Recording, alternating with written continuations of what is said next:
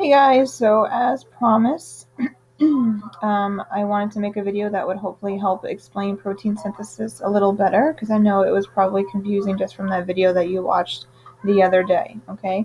So from the DNA video you watched with the questions, you probably saw that genes code for or make your proteins.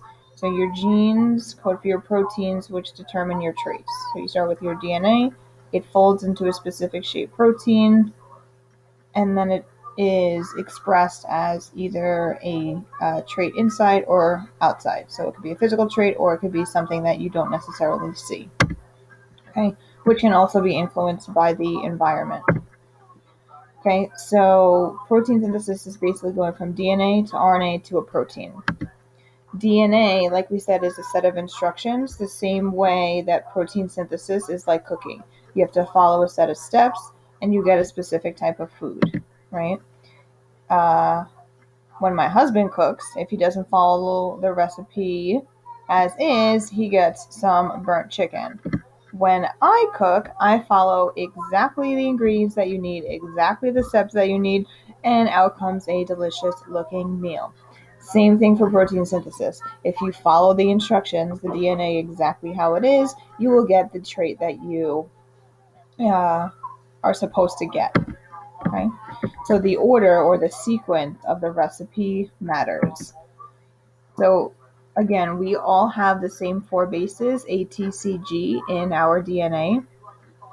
But this could be one person's DNA, and this could be another person's DNA.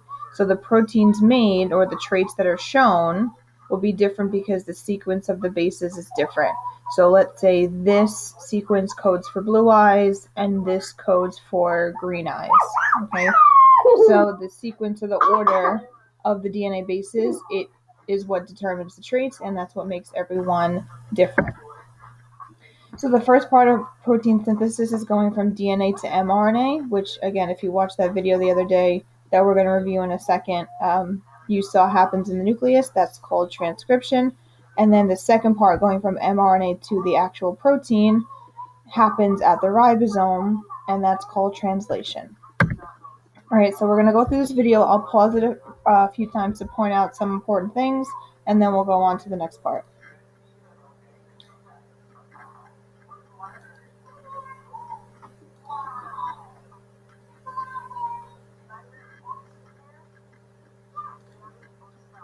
Of course, I have to switch accounts.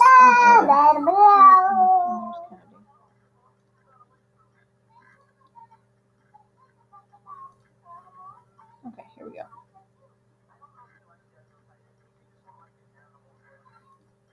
Here is a cell, the basic unit of all living tissue. In most human cells, there is a structure called the nucleus. The nucleus contains the genome. In humans, the genome is split between 23 pairs of chromosomes. Each chromosome contains a long strand of DNA, tightly packaged around proteins called histones. Within the DNA are sections called genes.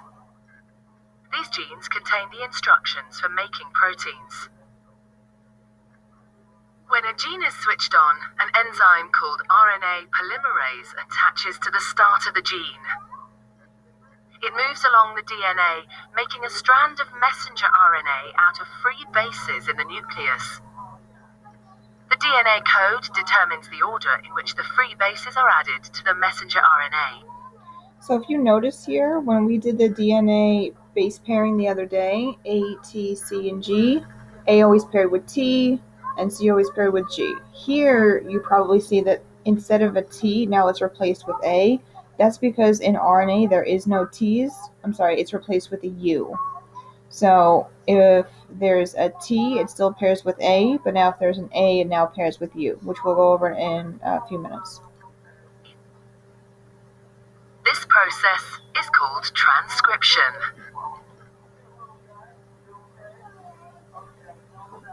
Before the messenger RNA can be used as a template for the production of proteins, it needs to be processed.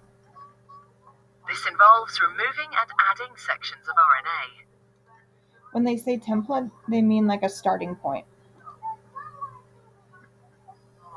messenger RNA then moves out of the nucleus into the cytoplasm. Okay, so if you remember, DNA is double-stranded and mRNA is only single-stranded, and this part happens in the nucleus. So it goes from DNA and then it's copied into mRNA in the nucleus. DNA, even though it's really, really small, it's actually, when it's unwound, is really, really big.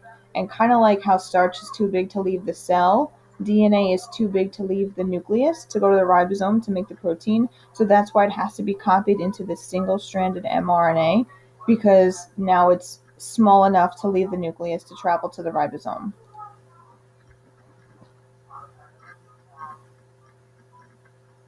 Protein factories in the cytoplasm, called ribosomes, bind to the messenger RNA. The ribosome reads the code in the messenger RNA to produce a chain made up of amino acids. There are 20 different types of amino acid. Transfer RNA molecules carry the amino acids to the ribosome. So you notice how The the messenger tRNA, the RNA transfer is read RNA, 3 bases attaches at a to the time. mRNA using the codings. As each triplet is read, a transfer RNA delivers the corresponding amino acid. And the purple things are the amino acids, and when This is you link added to a together growing amino chain of acids, you amino get a acids. protein.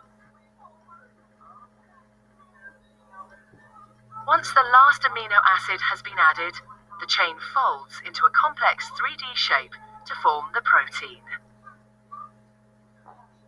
Okay, so again, you start with DNA. DNA is in the nucleus. It's copied into mRNA. Now it's small enough to leave the nucleus. It travels to the ribosome. The mRNA pairs with the tRNA, the base pairs. The tRNA brings the amino acids, and the amino acids link together to make the protein. So from your homework the other day, it asked you to put the steps in order. So first, DNA is used as a template for transcription into single-stranded mRNA. That happens first. Then the mRNA leaves the nucleus and goes to the ribosome. Then the tRNA brings an amino acid over to the ribosome. The amino acids are put together to form a polypeptide, which is just a long chain of amino acids. And then the polypeptide is folded into the correct shaped protein. Okay, so as I said, in RNA there's no T. So when you did the DNA base pairs, A paired with T, T with A, C with G, G with C. There is no T in RNA. Why? I don't know. Because they wanted to confuse you, I guess. So now A is going to pair with U, T will still pair with A, and C and G and C stays the same. So if we were to do an example, so if my DNA says AAT, and they always are read in groups of 3, that's called a codon, now it would be UUA. Okay, CCG, that stays the same, so GGC. ATA would now be UAU, and AGC would be UCG. Okay, so again, follow this. A pairs with U, T with A, C with G, G with C when going from DNA to mRNA. All right.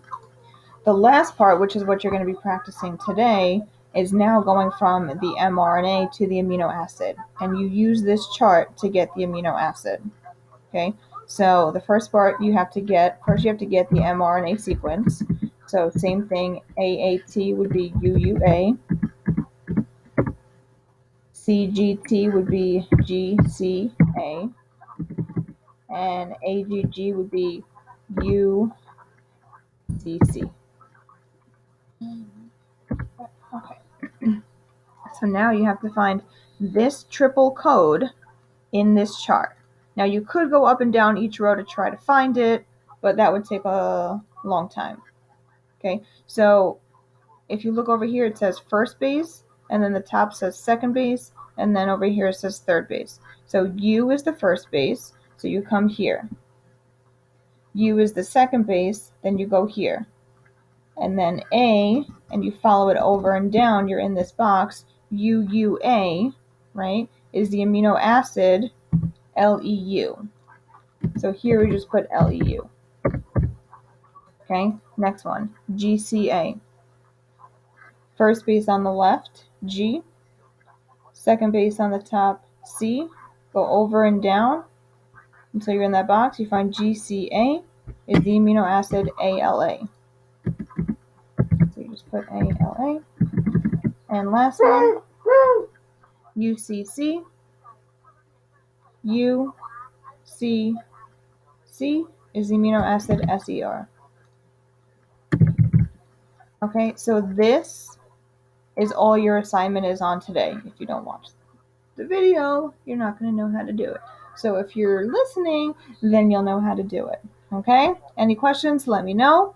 Good luck, and I'll talk to you later.